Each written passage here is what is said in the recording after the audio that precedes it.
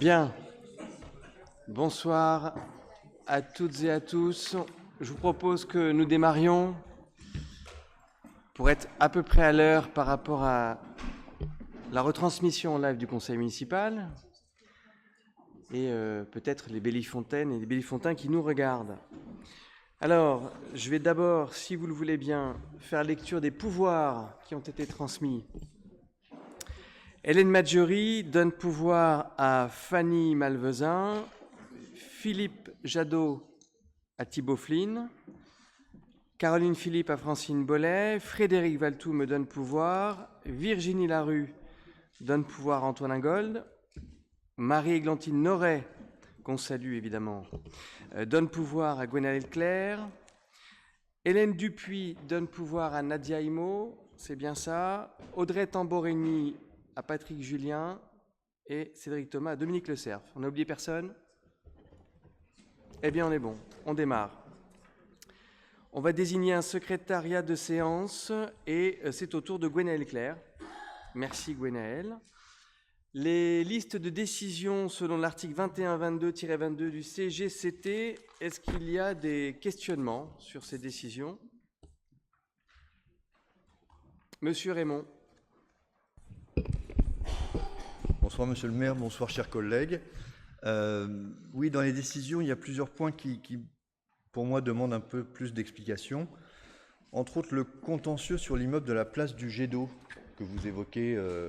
Est-ce qu'on peut savoir où on en est ? Parce que c'est vrai que bon, c'est une vieille histoire, hein, épisode. C'est toujours intéressant de voir comment ça évolue. Et puisqu'on parle de logement, il y a pas mal de constructions en ville en ce moment, que ce soit rue Royale, près de la sous-préfecture, que ce soit rue Grande, au bout, près de l'école Paul Joson.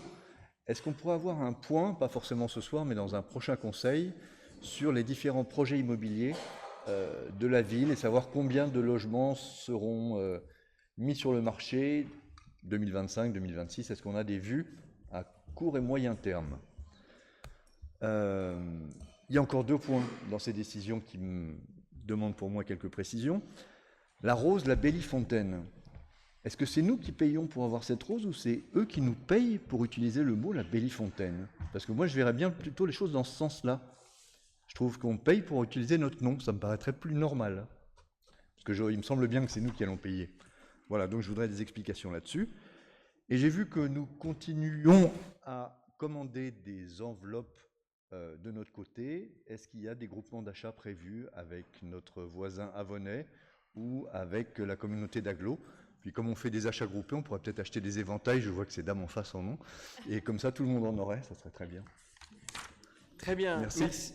Merci Monsieur Raymond pour ces 4 questions. La première, un petit point, en tout cas de situation, sur le contentieux concernant le projet d'aménagement du 24-26 rue Grande, en face de la place Roosevelt.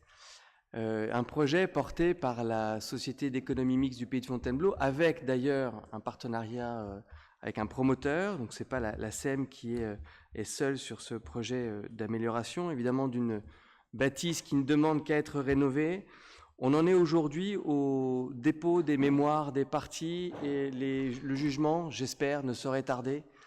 On a une vitesse d'instruction qui est celle que l'on connaît sans doute tous, avec du temps pour ce qui concerne les délais de jugement.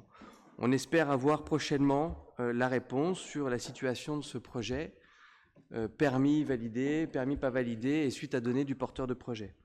Pourquoi il y a aujourd'hui ces mémoires en défense ? Parce que la commune étant elle-même attaquée sur le permis de construire, il a bien fallu répondre aussi aux questions posées par l'instruction. Donc nous avons répondu aux 3 dossiers qui ont été déposés, aux 3 recours qui ont été déposés sur le permis de construire. Deuxième sujet, c'est vrai que l'association entre ces logements potentiels et la situation au niveau de Fontainebleau, je vous propose en effet qu'on puisse avoir un point de situation prochainement. Il n'y a pas que des projets publics ou parapublics, il y a aussi des projets privés qui arrivent au fil de l'eau. Donc ce sera peut-être intéressant en effet de faire un petit peu le point des projets qui sont connus à Fontainebleau pour vous en faire état. Aujourd'hui, ce n'est pas dans l'ordre du jour ni des décisions ni du Conseil, mais pris. On en fera retour dès que possible. La La Rose, c'est ça. Alors, oui, effectivement, la Rose, elle a un magnifique nom, la Bellefontaine, mais néanmoins, ça demande aussi beaucoup de travail pour la produire. Et la mettre sur le marché, ça ne se fait pas comme ça d'un claquement de doigts. Tous les travaux, toutes les recherches, je ne suis pas expert en jardinage, mais toutes les boutures qui ont été réalisées pour permettre la création de cette rose a quand même demandé un petit investissement. Et puis la production d'une 50aine de pieds pour les naturiales du mois d'avril dernier a nécessité quelques dépenses. Mais voilà, ça fait partie aussi du partenariat que l'on fait avec ce producteur qui s'appelle Ève, société André Ève, qui travaille sur la mise en production et donc en commercialisation de la Bellefontaine. 5 000 € TTC. Vous pourrez exprimer effectivement c'est pas mécontentement, mais votre questionnement bien pris. En tout cas, c'est comme ça qu'a été construit ce partenariat. Et quant aux commandes groupées, il y a effectivement au niveau de l'agglo de plus en plus d'achats qui se font en mutualisation. Les maires des communes sollicitent les collègues quand il y a des besoins d'achat pour savoir s'il y a une opportunité de faire justement des groupements, que ce soit à Vons ou ailleurs d'ailleurs. Ça se conçoit à l'échelle de l'agglomération. Pour les enveloppes, pas à ma connaissance, nous avons un besoin, nous l'avons fait. La question sera posée pour savoir si d'autres communes ont besoin des mêmes enveloppes au même moment. On pourra continuer à augmenter les volumes mutualisés à l'échelle de l'agglomération. Merci pour votre question. Est-ce qu'il y a d'autres questions sur les délibérations, sur les décisions du 21-22 ? Pas d'autres questions. Je vous remercie. Je vous rappelle qu'il n'y a pas de vote. On va passer... une autre décision, c'est les mouvements de crédit. Vous savez, depuis qu'on a changé de nomenclature, on peut faire aussi des mouvements de crédit ligne à ligne au fil de l'année et à condition qu'elle ne dépasse pas 7,5% des dépenses réelles de chacune des sections, ce qui est le cas dans votre dossier aujourd'hui. C'est des ajustements, notamment qui sont dus à l'annulation de titres qui ont été émis par la collectivité.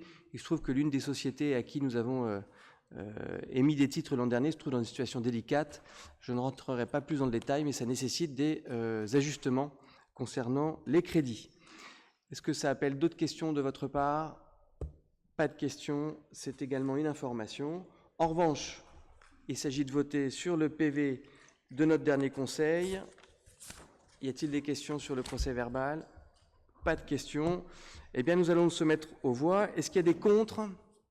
Des abstentions? Merci. Nous entamons notre conseil municipal.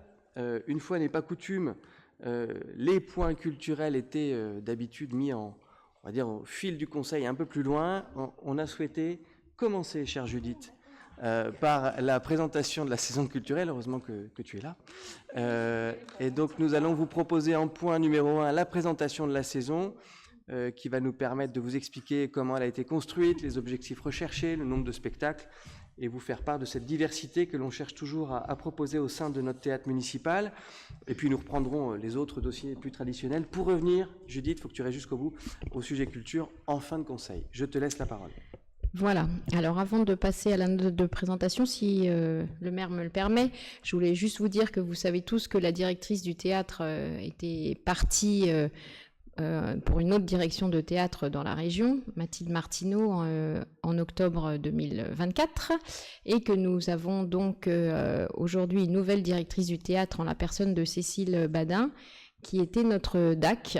On a eu du mal à trouver quelqu'un qui répondait à tous les critères du poste, et vu que cette année la présentation, enfin ce que je vais vous présenter en fait est le fruit d'un travail collaboratif entre donc moi-même, Cécile Badin pour la majeure partie, Jean-Philippe Grimat et quelques personnes de l'équipe du théâtre, où on a fait un peu un comité de programmation qui a été riche en enseignements et qui j'espère vous satisfera. Donc voilà, donc Cécile prend la direction du théâtre en plus de son poste de DAC. Ce qui permet, soit dit en passant, de faire une petite économie à la ville. Alors, donc, la saison culturelle de cette année, c'est bien sûr, on a répondu à plusieurs objectifs, qui étaient donc d'avoir une programmation pluridisciplinaire, à la fois du théâtre classique, du théâtre contemporain, des spectacles d'humour, des one-man shows, des spectacles famille, la danse, qui reste un temps fort de la saison théâtrale, et aussi de la musique, bien sûr, avec l'incontournable Jazz au théâtre en novembre, et depuis maintenant 2 ans, le Sam Sam Festival au printemps. Nous avons aussi l'occasion d'avoir un opéra, en fait la Traviata, ça nous a été, c'était une compagnie qui a eu un désistement, parce que d'habitude, vous savez, un opéra c'est un grand format, donc dans le théâtre c'était un peu compliqué, mais là on s'est dit que du coup c'était une plus petite forme que d'habitude, et donc on a décidé de lancer un opéra cette année. Je crois que vous avez la programmation. Alors, si vous voulez que je vous donne quelques dates, je ne sais pas si vous reconnaissez en bas à droite, c'était un célèbre humoriste. Il ressemble un peu à Molière, non? Mais voilà, nous avons des spectacles aussi qui correspondent en fait aux temps forts nationaux, que sont le Printemps des poètes et la Nuit de la lecture, parce que ça, on s'est attaché à le faire depuis plusieurs années. Et puis plus de spectacles famille, parce qu'on essaye de rajeunir la cible du théâtre. Beaucoup de familles se sont installées à Fontainebleau, et donc avec elles, depuis le Covid, et avec elles beaucoup de besoins de spectacles plus disons accessibles aux ados, aux enfants.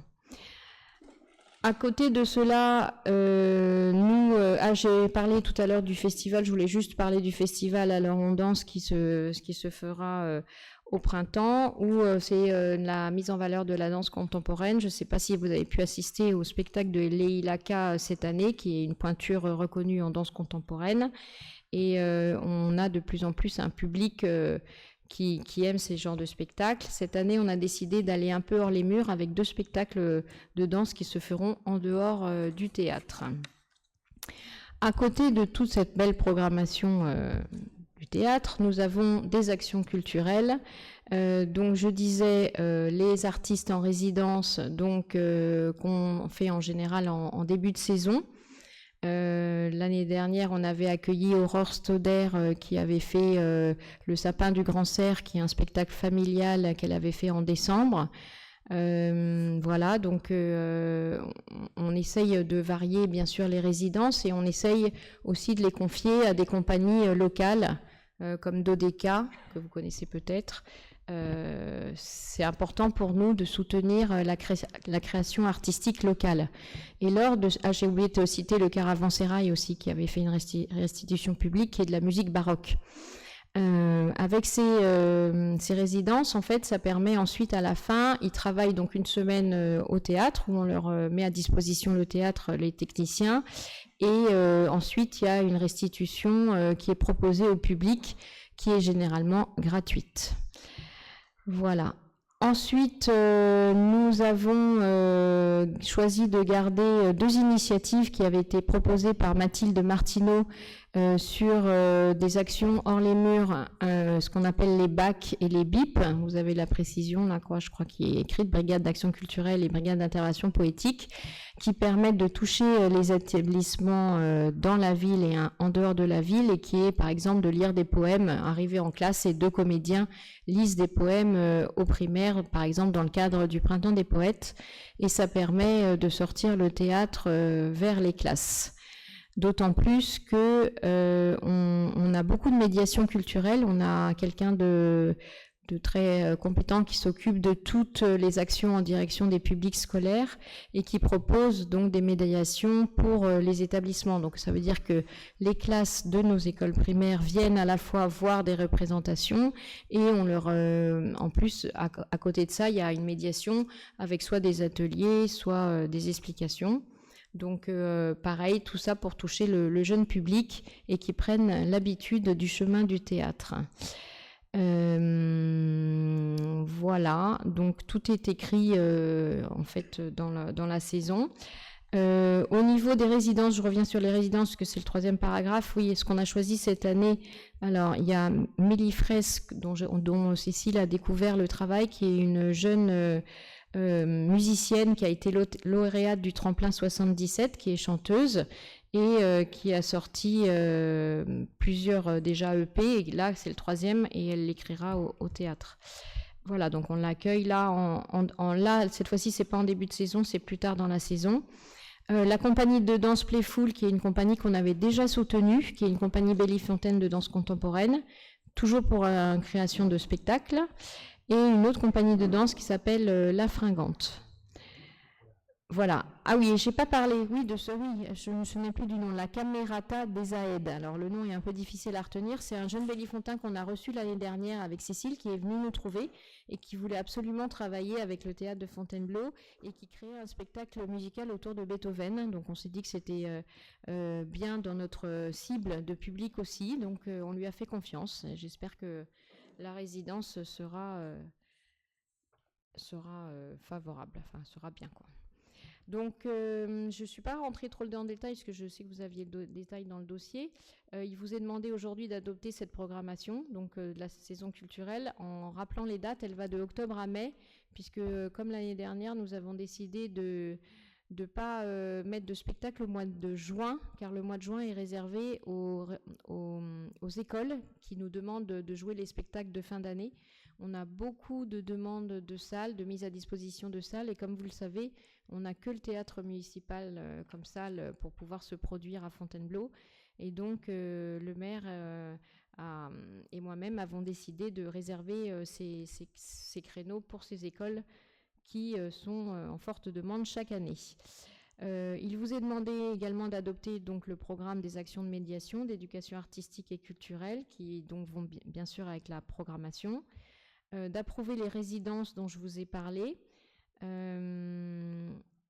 Voilà, après, oui, alors l'idée aussi on est avec le Pass Culture toujours et Navigo Culture. Je vous rappelle que les personnes qui sont détenteurs du Navigo Culture peuvent du coup avoir un tarif réduit. Et on demandait aussi à autoriser monsieur le maire ou son représentant à signer les contrats. Et que bien sûr, vous savez tous qu'il y a un budget annexe du théâtre, que ce n'est pas dans le budget de la ville, donc de préciser que les coûts des spectacles et des actions culturelles sont bien prévus au budget du théâtre. Voilà. Merci Judith. Est-ce qu'il y a des questions sur la présentation qui vient d'être faite? Une nouvelle fois, un choix pour aller chercher divers publics, pour aller contenter les amoureux de la culture et des spectacles. Et puis, j'y reviendrai s'il n'y a pas de questions. Une modification de délibération et je reviendrai sur les détails qui ont été modifiés. Daniel. Merci, monsieur le maire. Oui, dans cette programmation, moi, je voterai pour, il n'y a pas de problème. Elle me paraît variée, répondant à beaucoup de demandes. Je voulais juste avoir une précision suite à l'annonce de Judith sur le non-remplacement, ou le remplacement de la direction du théâtre par la directrice des affaires culturelles. Je voulais savoir si c'était quelque chose de provisoire ou quelque chose de provisoire, ou est-ce que c'était juste transitoire, ou définitif. Alors, bravo pour l'économie, ça, il n'y a pas de problème, mais je pense que diriger un théâtre, programmer un théâtre, c'est un vrai métier, et diriger les affaires culturelles, c'en est un autre, et peut-être qu'il faut une compétence pour chacun de ces postes. Alors, le prisme de la décision n'a pas été au premier rang l'économie. Ça a été la rencontre entre une motivation aussi et le constat qui a été fait que Cécile Badin a clairement travaillé cette programmation suite au départ de l'ancienne directrice. Elle s'y est beaucoup investie sur le fond pour aller chercher un peu des spectacles, pour essayer de voir ce qui pourrait coller au théâtre. Et finalement, avec Judith, se sont rendus compte mutuellement qu'il y avait quand même un appétit, un certain intérêt pour et la programmation et la direction de cet établissement. Après, c'est de fil en aiguille qu'on se rend compte que oui, on peut aussi avoir donc une certaine mutualisation de fonctions qui permettent d'avoir aussi cette garantie que la politique des affaires culturelles Bellefontaine, elle irrigue aussi les établissements, dont le théâtre. Donc le théâtre n'est pas un objet isolé et fait aussi partie de l'ensemble de la programmation et de la vision culturelle.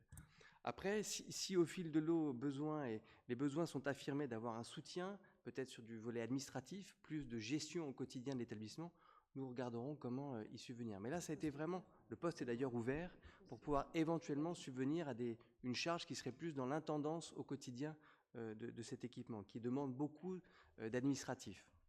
Mais j'insiste, c'est vraiment la rencontre d'une motivation aussi, clairement, de Cécile Ballon. Mais si on a choisi Cécile, c'est on pense, et on en est bien convaincu, pour avoir travaillé avec elle depuis 3 ans, qu'elle a cette appétence pour la culture et qu'elle est vraiment très ouverte puisqu'elle a une vision transversale de tous les éléments. Et pour te rassurer, Daniel, elle va voir 20 spectacles à Avignon, là, en juillet. Voilà. Je ne mettais pas du tout en cause les compétences de la nouvelle directrice du théâtre, c'était juste la charge de travail qui m'inquiétait pour avoir quelque chose de performant de façon pérenne. Oui, alors comme l'a dit Monsieur le maire, effectivement, moi je me suis aperçue au fur et à mesure des années là, du mandat qu'en fait le poste de directeur de théâtre, c'est à la fois effectivement, il faut avoir le charisme et endosser le rôle d'un directeur de ce beau théâtre, mais il y a aussi beaucoup d'administratif et d'opérationnel, et parfois quelqu'un qui est créatif, qui vient comme Mathilde Martineau, qui était responsable d'une compagnie de danse, elle avait cette créativité, mais pas forcément le côté administratif des choses. Donc en fait, en rationalisant le poste, on s'est dit qu'un adjoint administratif à Cécile permettrait effectivement de régler les problèmes les problèmes, c'est pas des problèmes, les questions opérationnelles. Est-ce qu'il y a d'autres questions sur cette présentation de saison culturelle artistique ? Pas de questions. Je vous précise que sur table, vous avez une délibération qui a été modifiée, puisqu'on y a rajouté, non, c'est pas grave, que certaines places pourront être offertes dans des cadres déterminés, notamment dans le cadre des tremplins jeunes talents, nuit de la lecture, printemps des poètes, opérations type tombola d'associations de parents d'élèves du conservatoire ou tombola des écoles de Fontainebleau, toujours pour faire profiter un maximum de nos concitoyens sur cette activité culturelle au théâtre.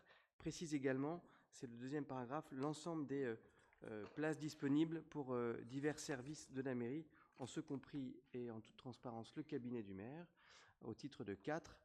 Je vous rassure, elles ne sont pas toujours utilisées puisqu'on a quand même beaucoup de temps à consacrer au suivi des dossiers, pas forcément, ce que je regrette, d'aller au spectacle proposé au théâtre. Voilà, c'est une délib modifiée qui vous est proposée sur table. S'il n'y a pas de questions, je vais vous demander votre avis. Est-ce qu'il y a des contre ? Abstention ? Merci pour votre soutien à cette programmation culturelle du théâtre. Nous reviendrons en septembre prochain sur une simplification, un petit toilettage des différentes tarifications qui sont proposées pour accéder à cette programmation. Ce sera l'objet d'une délibération qui sera en septembre.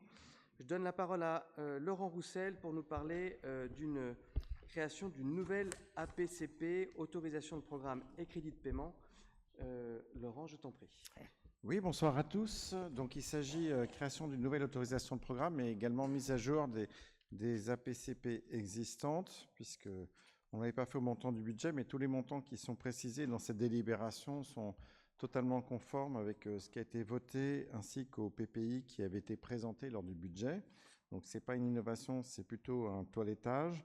Donc, il y a une suppression des APCP anciennes, on n'avait pas encore supprimé, donc c'est-à-dire la place de l'Étape, l'église Saint-Louis, dont les projets sont terminés, et le quartier des subsistances qui a été forcément reporté, donc, et qui est supprimé également. Et donc on a une mise à jour de l'APCP qui existait, de 2 APCP qui existaient, qui étaient l'école Lagorce et la vidéoprotection. Donc vous avez les montants qui sont précisés dans les délibérations. Et une nouvelle APCP qui est créée, donc c'est l'évolution en LED de l'éclairage public. Donc le montant des APCP, global, c'est 17 196 puisqu'on a 1 511 972 pour la vidéoprotection, 14 273 104,88 pour l'école Lagorce et 1 411 279 pour l'éclairage LED, donc qui s'étaleront jusqu'en 2027. Voilà. Merci Laurent. Ces APCP, elles ont le mérite de graver un peu dans le marbre l'ensemble des dépenses, de les mettre dans un cycle budgétaire et comptable précis. Et puis ça a aussi le mérite de clarifier année par année les investissements prévus, que ce soit pour l'école Lagorce, pour l'éclairage ou la vidéoprotection. Vous avez même les rues à chaque fois qui ont été positionnées pour ce qui concerne les caméras nouvelles à installer. Et puis vous avez aussi des schémas qui illustrent l'évolution de l'éclairage public, puisque je vous rappelle que l'objectif, c'est bien de passer l'ensemble de l'éclairage public à Fontainebleau en LED, de moderniser l'ensemble des boîtes, secteur par secteur, qui permettront petit à petit de retrouver une lumière claire de lune la nuit à Fontainebleau et également de faire des économies d'énergie. Donc un peu on va dire de gestion budgétaire, mais qui permet aussi d'avoir une transparence complète sur l'ensemble de ces investissements. Est-ce qu'il y a des questions? Monsieur Raymond. Merci, monsieur le maire. Oui, ce point permet effectivement d'avoir une vision assez claire sur des projets et des programmes qui ont déjà été budgétés, déjà votés par cette Assemblée. Je trouve que c'est une bonne chose.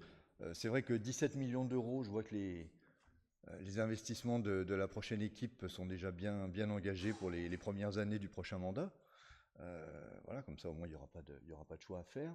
Est-ce qu'on pourrait avoir une précision sur le montant des subventions attendues pour ces 17 millions d'investissements? Merci, monsieur le maire. Bon, là, c'est effectivement un montant global avec un équipement majeur qui s'appelle l'école Lagorce, qui prend pour 14 millions l'ensemble de ces dépenses. Donc, on vous fera état de l'ensemble des subventions demandées et obtenues, que ce soit pour l'école Lagorce ou pour les autres. On est sur la vidéoprotection et sur l'éclairage LED, sur des dispositifs assez classiques qui fera appel au soutien de l'État, de la région et des départements, notamment sur le renforcement de la sécurité ou les changements de l'équipement énergétique des communes. On vous fera un tableau récapitulatif sur l'ensemble des subventions. On les a demandées, on ne saurait tarder à les obtenir. Et concernant l'école Lagorce, on pourra en parler dans les prochains jours, puisque je vous rappelle que samedi, pour celles et ceux qui veulent venir, nous aurons le plaisir d'y mettre une première pierre symbolique sur ce projet important d'école dans le quartier Lagorce. Donc vous êtes évidemment cordialement invités, et puis vous aurez tous les chiffres à ce moment-là, évidemment. Est-ce qu'il y a d'autres questions avant le passage au vote? Eh bien, y a-t-il des contre? Des abstentions? Merci pour votre soutien. Alors, le point 2.2 qui concernait un emprunt de 8,4 millions d'euros auprès de la Caisse des dépôts et consignations est retiré de l'ordre du jour. Pourquoi? Parce que nous n'avons pas encore reçu l'ensemble des éléments de la Banque des Territoires nous permettant de le passer ce soir. En revanche, si la question est posée à quoi sert cet emprunt, eh bien, confère à ce que l'on vient de se raconter, il y a un investissement de 14 millions d'euros qui s'appelle l'école Lagorce, qui nécessitera d'avoir recours à l'emprunt pour pouvoir le financer. Et nous travaillons avec la Banque des Territoires pour un accompagnement, on va dire, j'espère sur mesure. Je me tourne vers les services. Mais réponse sans doute au prochain conseil, puisqu'on n'a pas eu les éléments suffisamment tôt pour pouvoir le soumettre au vote ce soir. Monsieur Raymond. Oui, merci de cette explication. Juste une précision. À combien s'élèvera l'encours de la dette de la ville une fois qu'on aura cet emprunt de 8 millions, s'il vous plaît? Et pendant combien de temps 23 millions. On sera à 23. Aujourd'hui, on est donc à 15 millions 19 à peu près. 19. Après, ça mobilisera aussi des finances chaque année qui permettront de rembourser aussi. Mais il y aura, enfin, si on est à 19 millions, imaginons que cet emprunt ait été pris ce soir, on serait arrivé donc à... Il faut pas mélanger. En fait, on souscrit un emprunt, ça ne veut pas dire qu'on va utiliser cet emprunt tout de suite. Ça, on l'utilisera au fur et à mesure. Il y a une durée qui est de tirage, mais en attendant, on a des remboursements d'emprunt chaque année. Donc, on n'additionne pas la dette existante à cet emprunt, puisque chaque année, il y aura des remboursements qui vont intervenir. C'est pour ça qu'on arrive à 23 millions en montant maximum, et pas du tout, comme je l'ai entendu par ailleurs, il n'y a pas de cumul de l'encours actuel avec cet emprunt. Est-ce qu'il y a d'autres questions? A priori pas, ce point étant retiré. En revanche, Laurent, tu peux continuer avec le point suivant sur le marché relatif à l'exploitation des installations thermiques. Oui, donc en fait, on a un marché d'exploitation de nos installations thermiques, donc de nos chaudières, qui a été signé pour 8 ans avec un contrat de performance énergétique qui a été signé pour 8 ans en 2019, donc il est à échéance 2027. Et donc, on a déjà eu l'occasion de voter plusieurs avenants, et là, on en est au 4e avenant, et ça consiste à enlever de ce contrat les bâtiments qui sont cédés, à savoir le 193 rue Grande, le 242 rue Grande et le 1214 rue du Château, avec effet rétroactif au 1er juin, puisque ces 3 bâtiments ne sont plus sous contrat, n'appartiennent plus à la ville. Voilà. Merci. Est-ce qu'il y a des questions sur cette délibération? Pas de questions. On va la soumettre aux voix. Y a-t-il des contre? Abstention. Merci. Je passe la parole à Thibaut Flynn pour nous parler du marché relatif à l'entretien des espaces verts. Merci Monsieur le maire. Bonsoir à tous, chers collègues. Donc c'est l'avenant 1 au marché d'entretien des espaces verts qui a débuté le 1er décembre 2023 pour une durée de 4 ans qui avait été attribuée à la société Chadel. Alors c'est un avenant qui est essentiellement technique, puisqu'il s'agit tout simplement de prendre acte de la fusion-absorption de cette société Chadel par une autre société dénommée Parc et Jardin Franier. Et c'est un avenant qui n'a aucune incidence financière sur le marché. Merci. Y a-t-il des questions sur ce point qui est purement technique, on va dire? Pas de questions. On le soumet aux voix. Y a-t-il des contre? Abstention. Merci. Je vous présente le point suivant qui est la fixation du nombre et de la répartition des sièges au conseil communautaire. Comme vous le savez peut-être, à l'approche des prochaines élections du renouvellement municipal et donc intercommunal, il est proposé, le cas échéant, de revoir le découpage, la répartition des sièges au sein du conseil d'agglomération. Nous bénéficions depuis 2016, on va dire, d'un accord local, c'est-à-dire d'un accord dérogatoire aux règles qui se pratiquent, dérogatoire mais qui n'est pas non plus interdit puisqu'il est permis aux collectivités de se mettre d'accord sur un nombre de représentants aussi en fonction d'une représentativité poussée de certaines villes et ça fait l'objet d'une négociation en 2016 et aujourd'hui vous savez que la ville de Fontainebleau dispose de 12 représentants. La question a été posée et je m'en suis fait l'écho lors d'une réunion avec mes collègues maires de l'agglomération. J'ai souhaité qu'à l'aune de ce renouvellement électoral, nous puissions nous réinterroger collectivement sur la représentation au sein de ce conseil d'agglomération. Pourquoi? Parce que la ville de Fontainebleau, depuis 2016, a quand même gagné quelques habitants, alors que d'autres communes, et notamment, pour ne citer que la plus proche, la ville d'Avon, en a perdu, et qu'il n'y avait encore jusqu'à ce jour qu'un seul siège d'écart entre la ville d'Avon et la ville de Fontainebleau, 12 pour Fontainebleau, 11 pour Avon. Donc la question a été soumise à un bureau des maires, et puis pour l'ensemble, je dirais la majorité, pas tous, des collègues présents, pas eu de difficulté à ce que soit proposé aux différents conseils municipaux des communes membres de l'agglomération de revoter sur, on va dire, l'attribution d'un siège de plus lors du prochain renouvellement à Fontainebleau. Et tout ne se faisant pas comme ça, uniquement au doigt mouillé, ça répond quand même à des règles très précises qui sont encadrées et rappelées par l'Association des maires de France. Il y a même un logiciel qui permet évidemment de confirmer le bénéfice et l'intérêt du bénéfice pour les communes qui ont gagné des habitants. Il se trouve que Fontainebleau a gagné des habitants, mais Bourron-Marlotte aussi, dans le cadre de la répartition à venir. Donc il y aurait proposé un siège de plus pour la ville de Fontainebleau, un siège de plus pour Bourron-Marlotte, ce qui porterait le nombre de conseillers communautaires de 61 aujourd'hui à 63. Pour votre complète information, cette délibération étant soumise à l'ensemble des conseils municipaux des villes membres de la CAPF, si cette démarche n'était pas acceptée par au moins 2/3 des communes, quand on ne vote pas, on accepte, mais s'il y avait une contestation de plus de 2/3, eh bien, nous ne pourrions même plus bénéficier de l'accord local, c'est-à-dire de l'accord dérogatoire au droit commun, et nous reviendrions à 52 élus communautaires pour la CAPF. Donc nous attendrons la prise de position des différents conseils municipaux de la CAPF pour voir ce qui se passera après les votes. En tout cas, pour Fontainebleau, c'est l'occasion de remettre un petit peu à jour sa représentation au bénéfice d'une population qui augmente et donc d'un poids relatif au niveau de l'agglomération qui a bougé. En tout cas, c'est tout le sens de la demande qui a été la nôtre et qui vous est aujourd'hui proposée. Est-ce qu'il y a des questions sur cette délibération? C'est presque, j'ai été clair alors. Parfait. Eh bien, ne perdons pas de temps. On la soumet aux voix. Y a-t-il des contre? Abstention? Merci pour ce soutien. Point suivant, je vais essayer aussi d'être bref, parce qu'on n'invente rien. En anticipation d'une période que nous connaissons tous, une période électorale, on se propose de redélibérer sur les conditions de mise à disposition des différentes salles et équipements municipaux pour pouvoir faire les réunions publiques, les réunions d'information, en tout cas mener campagne. Donc il vous est proposé de reprendre quasiment la même délibération que lors du dernier renouvellement électoral. Ça a le mérite de poser le cadre et finalement de préparer pour les prochains mois les questions qui pourraient être amenées à être posées.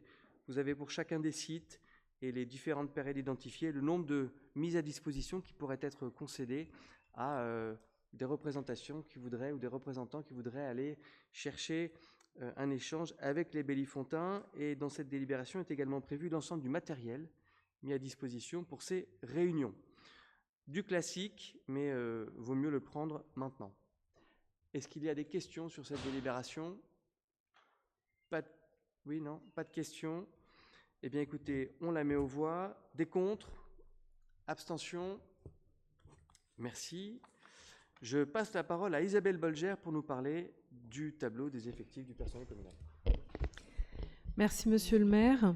Un petit exercice auquel nous sommes habitués.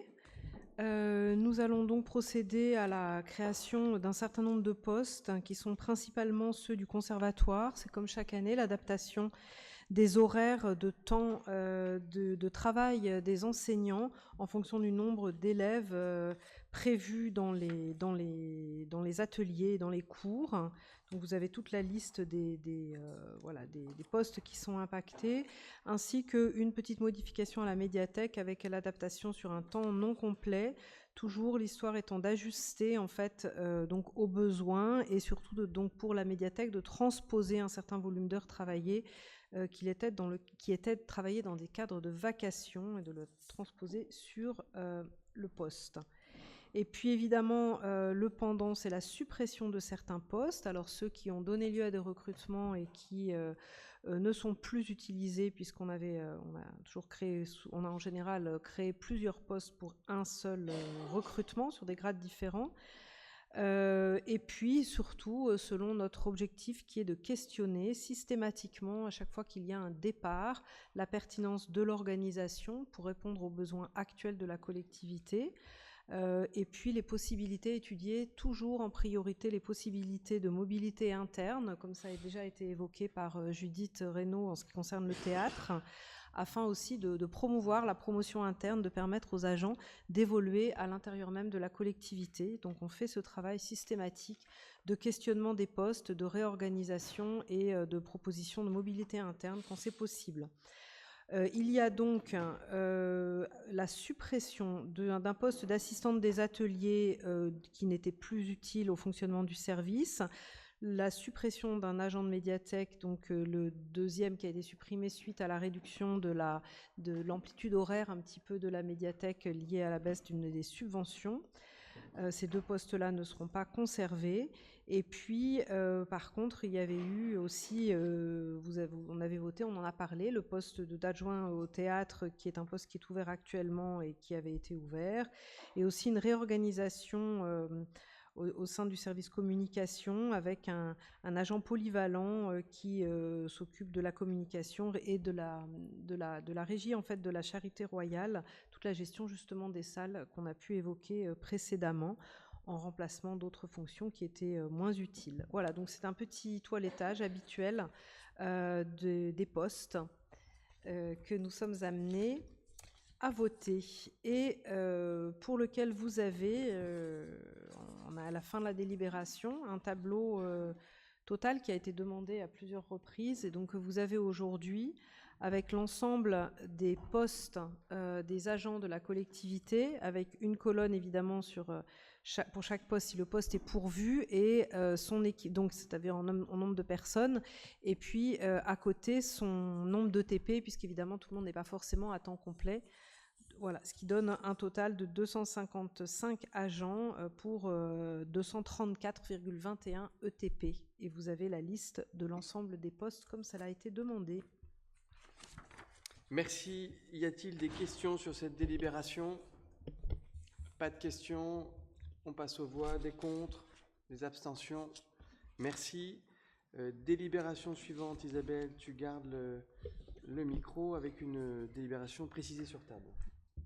Oui, voilà. Alors c'est une délibération pour laquelle vous avez la page 20, je reviendrai tout à l'heure, qui a été mise sur table, qui remplace celle qui était dans le dossier. Je vous expliquerai la modification. D'abord, le contexte est le suivant. C'est un travail donc de nouveau de toilettage habituel et pour répondre à l'évolution de la législation du règlement du temps de travail des agents de la commune. Comme nous avions pu le faire d'ailleurs au moment où les services et l'organisation du service de la police municipale l'année dernière avaient été mises à jour. Donc là, il y a eu quelques points réglementaires qui ont dû être intégrés concernant notamment les congés bonifiés, le congé de paternité, les absences syndicales, ajuster le temps de travail des services en fonction des postes et puis préciser certains points internes. Et un de ces points justement est sur la page 20. Ce sont des points qui ont été discutés en CST évidemment. Vous verrez que sur les agents qui travaillent au centre de loisirs ou en accueil périscolaire, il a été ajouté dans la colonne de droite la possibilité de réunion de préparation le samedi dans un temps compris dans le temps de travail, donc décompté comme temps de travail, avec un maximum de 2 samedis par an. C'est ça qui a été discuté, accepté. L'idée est simplement, c'était la décision, enfin le choix et la discussion dans les services, de trouver 1 à 2 fois par an, ce serait un maximum 2 fois, un temps où l'ensemble de ces agents, de ces services qui ont des temps très étalés sur la journée et très morcelés, puissent se réunir pour avoir des réunions globales 1 ou 2 fois par an, de coordination et d'organisation des services. Donc ces réunions ont maintenant la possibilité d'être éventuellement le samedi matin. Voilà, ça fait partie des petites modifications sur l'ensemble du temps de travail. Je ne sais pas si vous avez d'autres questions sinon sur ce sujet, mais c'était vraiment des modifications mineures d'ajustement à la législation. Merci. Y a-t-il des questions sur cette délibération? Pas de questions. Effectivement, des ajustements. On passe aux voix. Y a-t-il des contre? Abstention.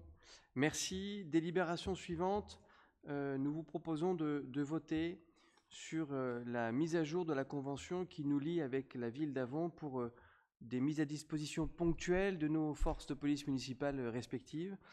C'est en 2022 qu'on avait signé une première version de cette convention qui visait à soutenir les communes, l'une et l'autre, dans le cadre de manifestations, dans le cadre d'opérations de sensibilisation ou des opérations, on va dire, de contrôle sur nos territoires respectifs. Ces conventions spécifiant clairement, on va dire, les charges inhérentes à la mise à disposition du personnel, tout étant prévu par la délibération pour qu'effectivement ne soit pas au détriment de l'une ou l'autre des communes.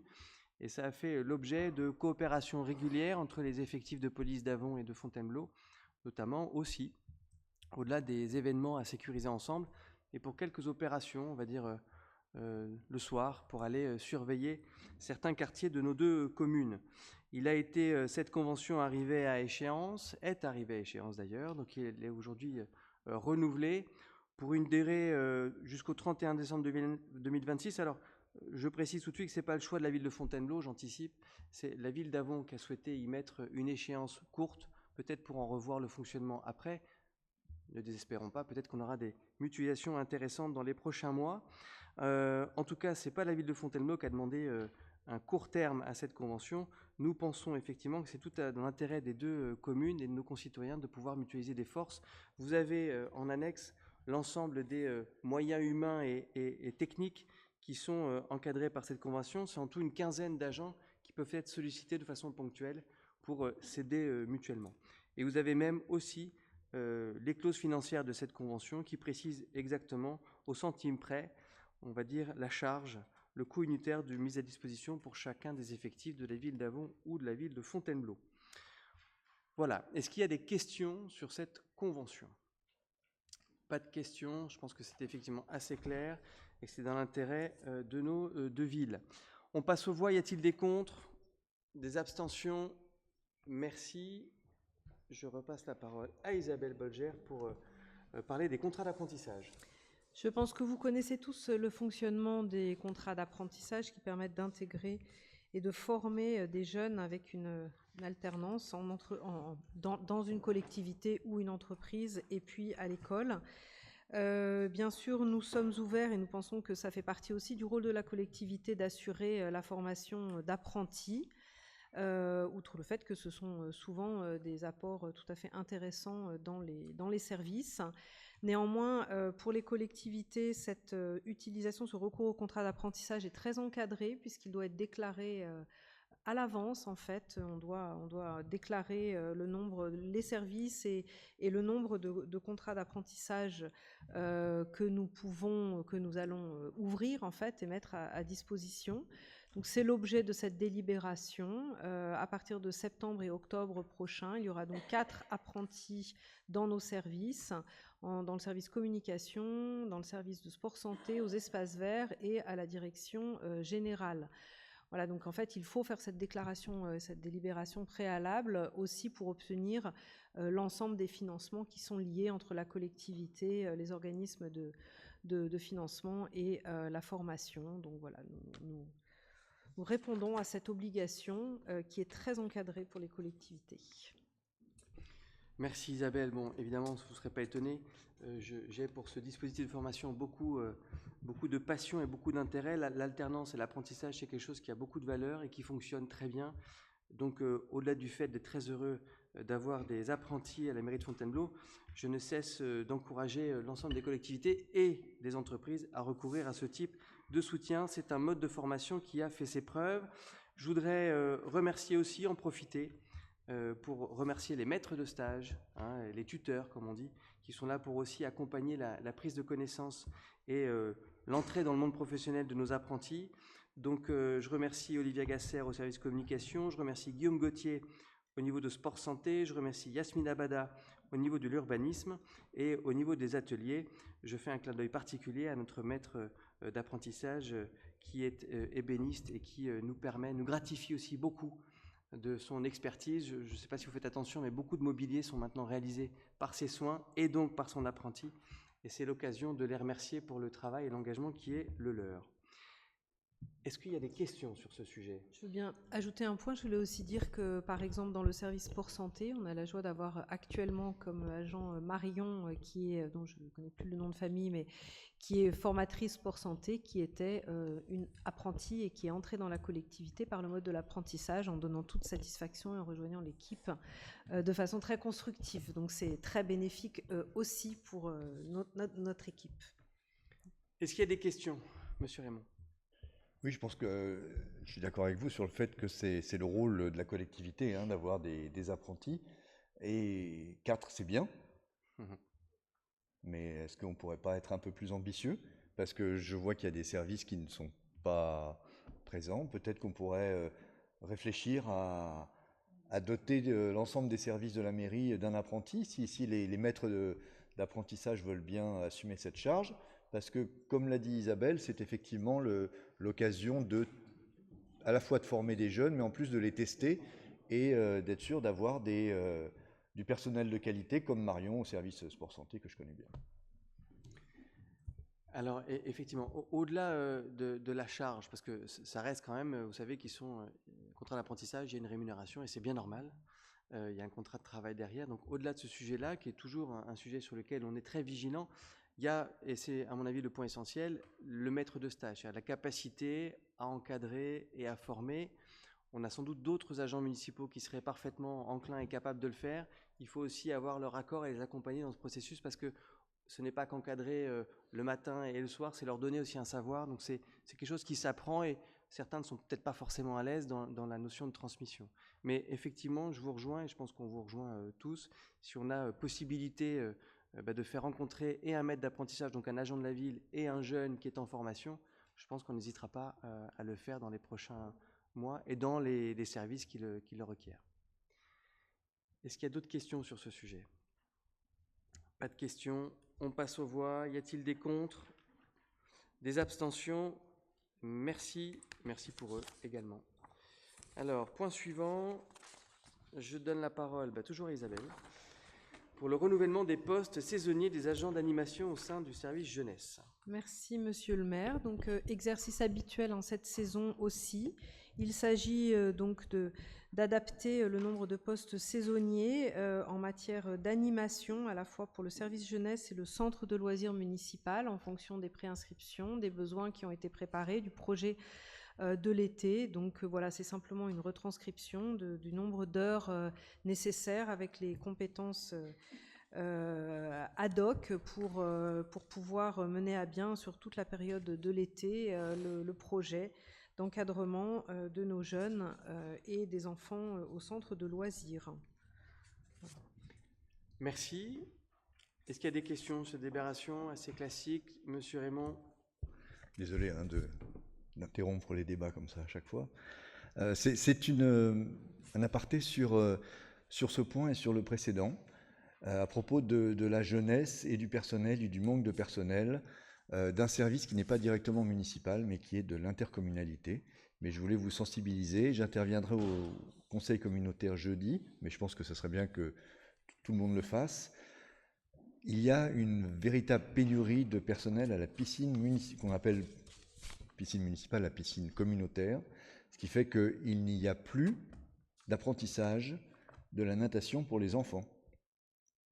Alors que l'État a mis en place des plans pour que tout le monde sache nager, etc. On ne peut plus donner des cours de natation aux enfants à la piscine de Fontainebleau. Je me suis renseigné auprès des responsables de la piscine qui m'ont dit qu'ils ne savaient même pas comment ils feraient à la rentrée prochaine pour assurer les services de base, et que pour ce qui était de l'apprentissage de la natation, il ne fallait même pas y penser. Voilà, donc on rejoint, je vous en parle ce soir parce qu'on rejoint le problème de précarité de personnel, de formation, etc. Mais je pense que chacun d'entre vous, si vous avez l'occasion de sensibiliser la CAPF sur ce sujet et de leur dire de faire le nécessaire, ça serait bien, parce que ce n'est pas une bonne chose qu'on ne puisse pas apprendre à nager. Merci. Merci pour votre intervention. C'est bien pris. C'est jeudi le conseil communautaire, donc on pourra s'en faire l'écho également. Est-ce qu'il y a des demandes d'intervention sur cette délibération complémentaire? Pas de demande. On va passer aux voix. Y a-t-il des contre? Abstention? Merci. Fanny Malvezin a la parole pour nous parler du protocole technique pour la fourniture d'eau de secours. Oui, il ne vous aura pas échappé qu'il fait très chaud et que l'été est déjà bien commencé en termes de sécheresse de notre massif forestier. Je profite pour faire un petit message de sensibilisation en aparté de cette délibération pour rappeler la nécessaire vigilance que nous devons tous avoir et de sensibilisation voilà, à éviter tout bivouac en forêt, ou en tout cas à sensibiliser nos visiteurs, puisque depuis le début de la saison, il y a déjà eu une dizaine de départs de feu, dont un peu fâcheux il y a à peine 15 jours. Et donc l'objet de cette délibération est de renouveler un protocole partenariat entre l'Eau de Paris, commune de Fontainebleau, le SDIS et l'ONF pour fournir des points de fourniture en eau le long de l'aqueduc du Loing. Donc c'est une convention qui a été à son terme pour 3 ans et qui doit donc être renouvelée. Voilà, pour fournir gratuitement aux forces des pompiers des points d'eau pour éteindre les incendies s'il devait y en avoir. Voilà. Merci Fanny, c'est une délibération qui revient régulièrement évidemment, comme l'a précisé Fanny Malvezin. Est-ce qu'il y a des questions sur ce sujet? Pas de questions, on passe aux voix. Est-il des contre? Des abstentions? Merci. 3 délibérations pour Francine Bollet, à qui je donne la parole.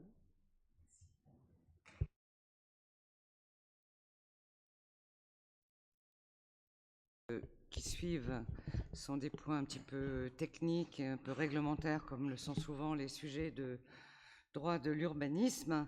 Donc on peut presque en parler globalement, mais évidemment ils feront l'objet d'un vote distinct sur chacune de ces 3 délibérations, et qui s'inscrivent tous en fait dans la temporalité des nouveaux et futurs documents réglementaires qui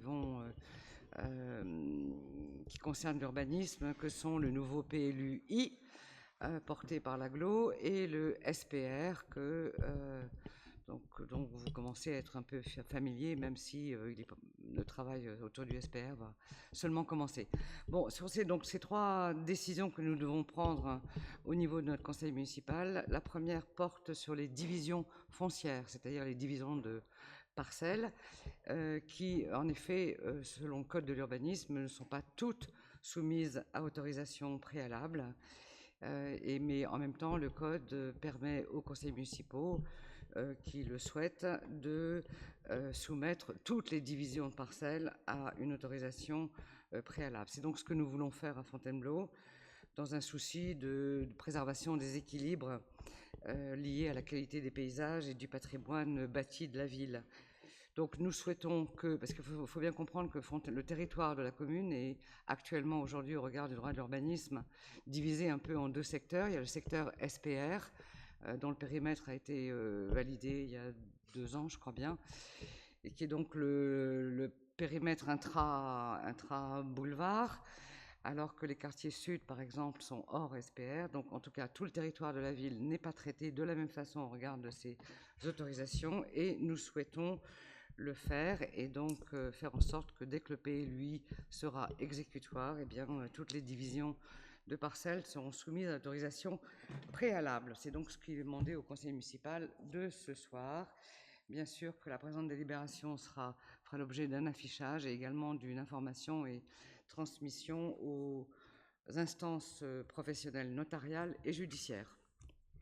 Merci beaucoup. Y a-t-il des questions sur cette première délibération liée à l'urbanisme? Daniel Raymond. Alors c'est une intervention pour les 3 délibérations, hein, monsieur le maire. C'est vrai qu'on est dans un cadre légal, hein, on est obligé de prendre ces dispositions, de voter là-dessus, mais j'alertais pour qu'on fasse attention à ne pas noyer les administrés sous les contraintes. Moi, j'ai pas mal de retours de gens qui disent qu'ils n'y arrivent plus, ils ne comprennent plus comment faire, ils ne savent plus comment faire pour déposer des demandes de cabanes, de fenêtres, de ravalement, et certains ont été éconduits dans leurs demandes, bon, ce qui arrive, hein, et il y en a de plus en plus qui ne font plus les demandes et font leurs affaires dans leur coin. Voilà. C'est juste une alerte, hein, je ne justifie pas leur démarche, mais je dis qu'il faut peut-être prévoir les moyens de mieux accompagner les administrés par nos services pour être sûr qu'ils soient dans les clous et qu'ils ne partent pas faire n'importe quoi. Voilà. J'entends et on en est conscient et d'accord, bien entendu. Alors, une partie de l'explication, c'est aussi, je crois que c'est bizarre, mais la dématérialisation des demandes, finalement, je crois, participe un peu à une complexification des dossiers. Oui, je suis d'accord, c'est des dossiers extrêmement importants, compliqués. Bon, en tout cas, je m'étonne de la remarque sur un accompagnement qui serait jugé insuffisant, parce que moi je suis très attachée à recevoir tous les gens qui en font tous les administrés qui en font la demande, et en compagnie des instructeurs du droit des sols, ou même la directrice du pôle, Anne Seconello, puisqu'on est tellement conscient de cette difficulté qu'on est quand même très attaché à être le plus accompagnant possible. Mais j'entends aussi que du coup, le risque, c'est que, alors qu'il ne va pas se simplifier avec avec les procédures SPR, hein, évidemment. Mais le risque, c'est que de plus en plus d'administrés essayent de se soustraire au cadre réglementaire.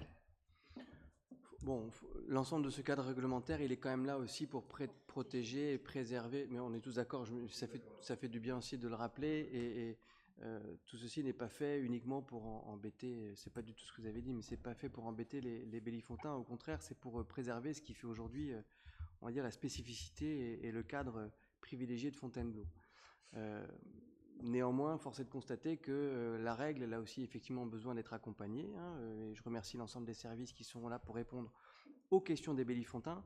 J'attire aussi l'attention des porteurs de projets que plus on anticipe un projet, mieux c'est, et que parfois il faut peut-être doubler le conseil pris auprès d'un architecte ou d'un promoteur et se renseigner aussi auprès de la collectivité qui a souvent, on va dire, la vocation à tout dire, à tout expliquer et à tout mettre en perspective. On a trop souvent des projets des Bellifontins qui on m'avait dit que, on m'a conseillé que, bon, il y a une règle, un cadre les deux sont là pour nous protéger, et évidemment les services de la ville sont là pour accompagner au mieux les Bellifontins dans un cadre de plus en plus complexe. Et malgré ce cadre, il nous arrive souvent, encore trop, de découvrir des choses a posteriori qui posent de grandes difficultés au voisinage. C'est toujours très désagréable de découvrir des projets une fois qu'ils ont été réalisés. Est-ce qu'il y a d'autres questions sur cette délibération, cette première sur l'urbanisme? Pas de questions. On va passer au vote. Y a-t-il des contre? Des abstentions? Merci. Francine, je te laisse la parole pour la seconde. Alors, la deuxième concerne le permis de démolir. Là aussi, un régime différent selon les secteurs de la ville, SPR ou hors SPR. Bien sûr que dans le périmètre du SPR, tout projet de démolition est soumis à autorisation, mais ça n'est encore une fois pas le cas partout sur le territoire de la ville. Donc, nous souhaitons que ça le soit. Et donc, on veut créer ce permis instaurer une obligation de permis de démolir, donc sur tout le territoire de la ville, comme le Code de l'urbanisme nous permet de l'instaurer. Tout ça aussi, et ça rejoint un petit peu les échanges que nous venons d'avoir, c'est dans un but, c'est un espoir de meilleure maîtrise du patrimoine bâti en particulier, et dans la perspective du PLUI puis du SPR, de pouvoir généraliser ce permis en sorte de préserver le patrimoine bâti existant, évidemment, de renforcer le contrôle préalable, comme on vient de le dire, et de s'assurer que les travaux projetés obéissent bien aux règles du PLUI. Donc il vous est demandé ce soir au conseil municipal de soumettre à permis de démolir tous travaux de démolition à compter de l'exécution du PLUI, sauf bien entendu les exceptions expressément listées par l'article 421 du Code de l'urbanisme et qui sont repris dans la note de ce conseil. Voilà. Merci beaucoup, Francine. Des questions? Pas de questions, on passe aux voix. Des contre? Des abstentions? Merci. Francine, toujours pour la déclaration. Alors là, je vais vous parler des clôtures et des travaux de ravalement qui, encore une fois, ne sont pas soumis au même régime sur tout le territoire de la commune. Et en ce qui concerne, il faut bien comprendre que les clôtures et le ravalement, ça participe quand même beaucoup à la qualité de la vue, de la perception architecturale d'une ville. C'est les premières vues que l'on a sur le bâti urbain. Donc, à ce titre-là, c'est important. Et puis également aussi, dans le cadre du PLUI, c'est un sujet qui a été réfléchi, travaillé et généralisé sur l'ensemble du territoire dans le cadre de l'élaboration du PLUI.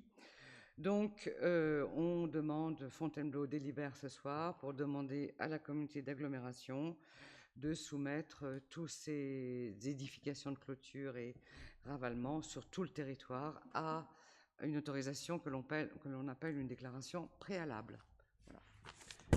Merci Francine. Des questions? Pas de questions. Eh bien, passons aux voix. Y a-t-il des contre? Des abstentions? Merci. Thibaut Flynn pour nous parler des bornes de recharge de véhicules électriques et du contrat qui nous lie à la société Freshmile. Oui, donc c'est une délibération qui concerne les 3 bornes de recharge de véhicules électriques, donc ce qui fait 6 points de charge que la ville a déployés en voirie ces dernières années. Pour rappel, donc il y en a une boulevard Magenta, une seconde rue de Ferrare et la dernière est rue René Quinton.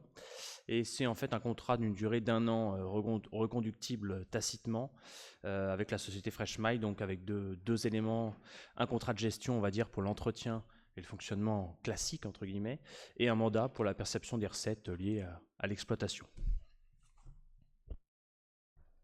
Merci. Des questions sur cette délibération?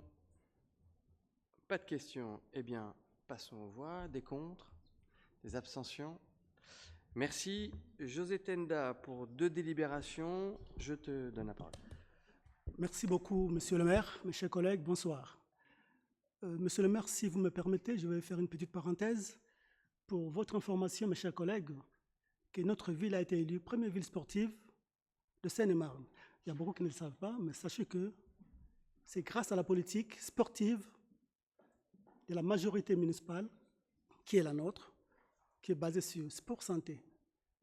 c'est les résultats.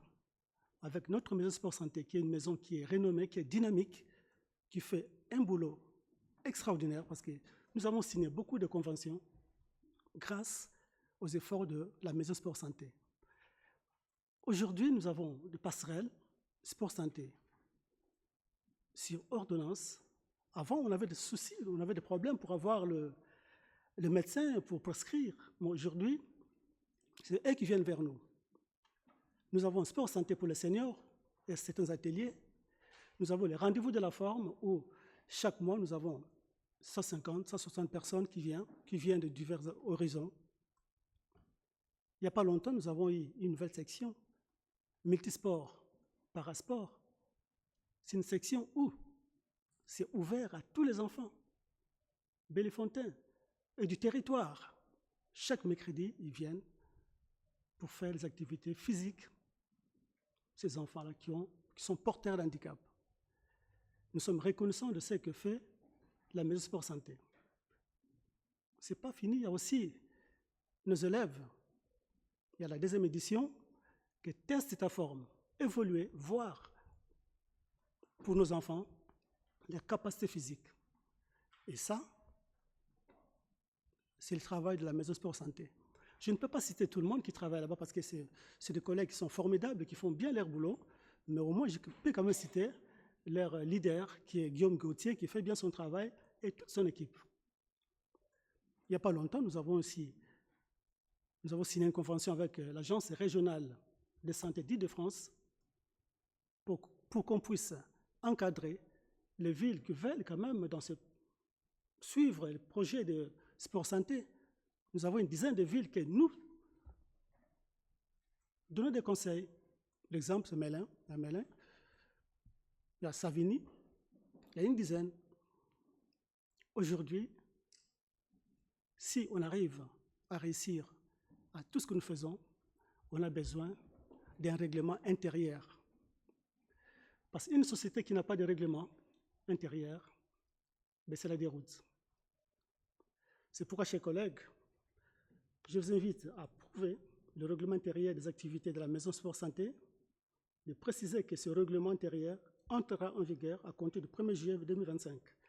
Autorisez, Monsieur le maire ou son représentant à signer le dit règlement intérieur ou tout document à intervenir. Merci à vous. Merci, cher José. Et puis, je pense qu'on s'associe tous aux remerciements et félicitations que tu as apportés aux équipes de la Maison Sport Santé. Un programme lancé il y a quelques années à l'initiative de Frédéric et qui porte vraiment ses fruits aujourd'hui et qui irrigue le territoire. Et on est tous ravis de voir des publics qui se remettent petit à petit à l'activité physique. On l'a encore vu au détour de la foulée impériale. Et puis, il y a le jour de la journée citoyenne, il y avait quelques marcheurs qui passaient par la place de la République, malgré la chaleur. Donc, un grand bravo à toutes ces équipes. Est-ce qu'il y a des demandes d'intervention sur ce sujet, sur cette délibération? Eh bien, on va passer aux voix. Y a-t-il des contre, des abstentions? Merci. José, toujours pour nous parler de la Maison Sport Santé et puis d'une convention avec la communauté professionnelle territoriale de santé. Merci, Monsieur le maire. Nous avons beaucoup de conventions à signer parce que nous avons des résultats. Aujourd'hui, nous avons notre convention à signer avec la communauté professionnelle territoriale de santé Sud 77. Pourquoi? Dans notre ville, on s'occupe de nos agents. C'est-à-dire qu'ils sont là, ils font le sport à midi, et ça permet que nos agents puissent être toujours en forme. Et à travers nos agents, eh bien, ça attirait beaucoup de personnes, ça attirait beaucoup de public. Ils veulent aussi qu'on fasse pareil que pour eux. Donc aujourd'hui, je vous demande, mes chers collègues, d'approuver cette convention pour que la Maison Sport Santé puisse accompagner nos soignants qui font beaucoup de boulot, mais ils n'ont pas le temps de faire d'exercice, des activités physiques. Donc c'est à vous d'approuver cette convention afin qu'on puisse aider ceux qui en ont besoin. Merci. Et de préciser que celle-ci démarrera le 1er septembre 2025 et prendra fin le 30 juin 2026. Merci à vous. Merci, cher José. Isabelle. Oui, je voulais profiter, merci José, de ces explications pour peut-être vous présenter un dispositif aussi qui existe, qui est évidemment lié à la Maison Sport Santé, mais aussi à la politique de longue date, initiée par Frédéric Valtou et continuée autour de la santé et du sport, et notamment dans les suites de la gestion de la crise sanitaire, puisque Fontainebleau a été identifié assez rapidement à la sortie de la crise comme une ville fortement engagée pour la santé. Et donc, Fontainebleau fait maintenant partie en fait d'un réseau de villes engagées pour la santé qui a été initié par l'ARS de Seine-et-Marne, qui est assez proactif pour partager, permettre aux villes et aux communautés d'agglomération de se connaître, d'échanger des pratiques, de réfléchir à tout ce qui peut être fait et l'objectif qui évidemment nous réunit tous, qui est de libérer du temps médical et puis d'accéder aussi à la certitude et que la santé, ce n'est pas seulement la consultation médicale, mais que c'est dans toutes les facettes de nos vies, donc dans toutes les facettes de nos politiques publiques en ce qui nous concerne, nous, les collectivités. Il faut infuser de la santé. Et donc je trouve que la convention qui est mise en signature aujourd'hui est particulièrement intéressante parce qu'elle joint à la fois le bénéfice qui n'est plus approuvé de sport santé, dans lequel Fontainebleau a été précurseur, que Fontainebleau est une ville formatrice, sont les équipes de Fontainebleau qui forment et qui développent et qui aident à essaimer des maisons sport santé sur l'ensemble du département. Mais aussi, finalement, cette convention permet de faire le lien entre le sport santé et nos soignants que nous devons protéger et accompagner et soutenir pour qu'eux aussi aient un temps pour faire du sport. Donc, ils sont eux-mêmes au bénéfice des professionnels de la maison sport santé pour venir faire du sport et aussi maintenir leur santé. Donc, je trouve que cette boucle est assez vertueuse. Ça fait partie des initiatives qui distinguent Fontainebleau à l'intérieur de ce réseau de villes engagées pour la santé, pour lesquelles en plus j'ai quand même l'honneur d'être une élue ambassadrice, une des 6 élus du département, ambassadrice du réseau, qui fait que voilà, je suis là aussi pour parler de ce réseau de villes engagées pour la santé. Voilà, donc je trouve, j'aime beaucoup cette convention parce que je trouve vraiment qu'elle est un peu si c'est l'apothéose, en tout cas c'est vraiment quelque chose de très bien réfléchi et puis qui répond à un besoin vertueux et qui a beaucoup de sens, je trouve, particulièrement à Fontainebleau. Merci beaucoup. Est-ce qu'il y a des questions, de demandes d'intervention sur cette délibération? Pas de questions, passe aux voix, des contre, des abstentions. Merci pour votre soutien. Judith Reynaud, pour nous parler des désherbages. Oui, du désherbage. Alors, c'est pas enlever l'herbe. Le désherbage, c'est en fait, on a des livres qui deviennent soit abîmés, soit qui deviennent obsolètes à la médiathèque. Et l'opération qui consiste à éliminer ces livres enlever ces livres s'appelle le désherbage.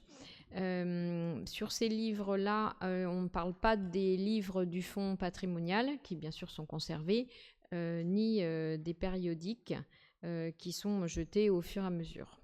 Donc, avant, on donnait tout à une association, on leur vendait, mais en fait, ça se passait pas forcément bien, puis je crois que l'association marche plus trop. Donc, en fait, on a décidé de à la fois donner ces livres quand même à des associations qui les acceptent, mais surtout de mettre en place la vente de ces documents à des tarifs modiques lors d'une journée qu'on organiserait à la médiathèque, je crois qu'on a prévu sur le mois de septembre. Et l'idée, c'est de ne pas jeter les livres dans la logique de transition écologique. Et on a trouvé que cette solution était la bonne parce qu'il y avait l'idée de les mettre dans la boîte aux livres qu'on a partout à Fontainebleau. Mais le problème, comme ils sont étiquetés, il y a le Gencode, on peut penser que c'est des livres qui doivent être retournés à la médiathèque. Donc ce serait trop confusant de les mettre dans les boîtes à livres. Donc voilà, l'objet de la délibération, là, c'est de vous demander d'abroger la délibération précédente et d'approuver la politique, cette nouvelle politique de désherbage. Voilà. Merci Judith. Y a-t-il des questions? Pas de questions. On passe aux voix. Des contre? Abstention? Merci. Laurent Roussel, si tu veux bien nous parler des dépôts.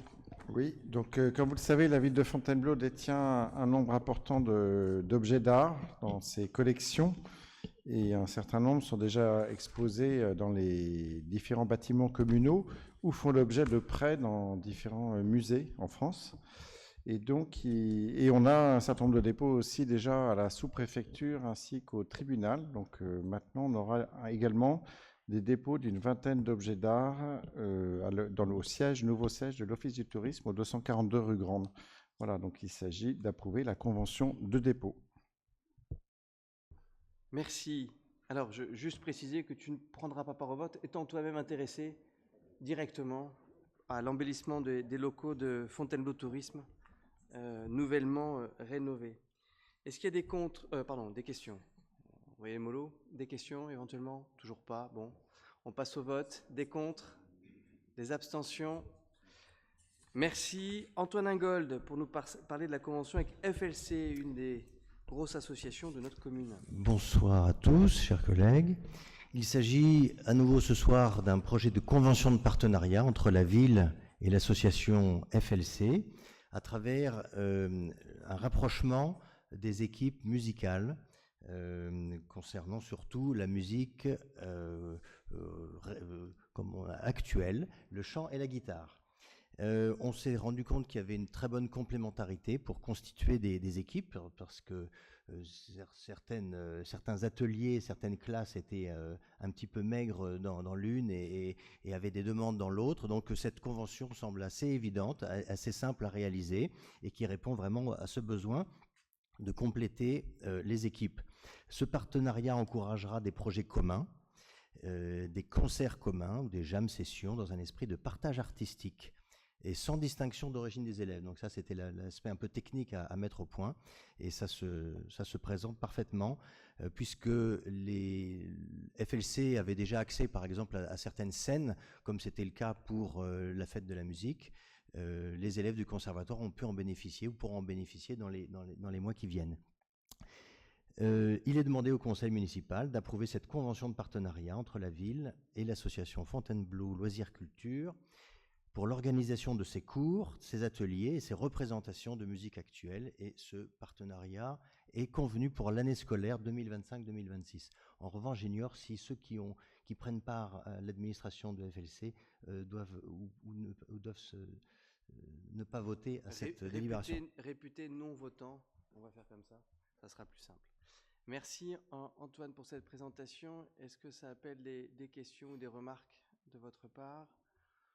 J'en profite peut-être pour passer un petit message. Tu as évoqué la fête de la musique, remercier l'ensemble des services de la ville et évidemment les musiciens qui ont permis d'avoir une belle fête de la musique à Fontainebleau qui s'est bien déroulée et on en est heureux. Et puis un clin d'œil tout aussi particulier aux services de la ville qui ont remis en état l'ensemble du centre-ville pour que le lendemain matin, nous puissions profiter du marché de bonne heure. Voilà, merci à tous pour cette contribution à un événement qui a permis de partager de bons moments à Fontainebleau. Je reviens à cette convention. Pas de questions? Eh bien, on passe au vote. Y a-t-il des contre? Des abstentions? Merci. Merci. Dernière délibération du soir. Judith Reynaud. Oui, alors là, c'est pour vous parler d'une convention pour une exposition qui se tiendra à l'automne 2025, Place de Gaulle. On est en lien avec cette association qui s'appelle Les Arts de Paris, qui est portée par Aurore Stoder, pour ceux qui la connaissent, qui crée des ballets artistiques, crée des événements artistiques partout en France. Et comme sa compagnie est basée à Fontainebleau, elle nous a approchés depuis quelques années. On travaille régulièrement avec elle, par exemple lors des parades de Noël ou pour d'autres événements. Et quand on avait vu toutes les deux Joseph de Tarragon qui avait fait une conférence lors des Journées du patrimoine. Il fait des petites visites, je ne sais pas si vous avez eu l'occasion de le faire lors des Journées du patrimoine dans la ville de Fontainebleau pour vanter les choses intéressantes à voir à Fontainebleau. Et on avait fait un circuit en voyant quelques portes d'immeubles qui étaient magnifiques. Donc Aurore est revenue après vers moi en me disant mais pourquoi on ne ferait pas sur les Journées du patrimoine et après une expo sur ces portes pour les mettre en valeur. Donc en fait elle nous a proposé de se prendre en photo avec un photographe professionnel comme elle est danseuse, avec des postures un peu de danse, habillée, avec un parapluie, voilà. Donc on a choisi quelques portes et on l'a donc accompagnée sur ce projet.